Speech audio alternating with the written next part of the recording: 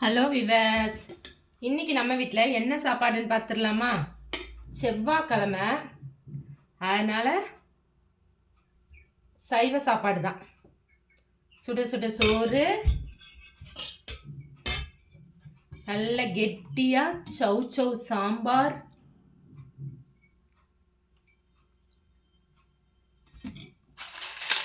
அப்பளம், குடல், உருளைக்கிழங்கு, சிக்கன் உருளைக்கிழங்கு,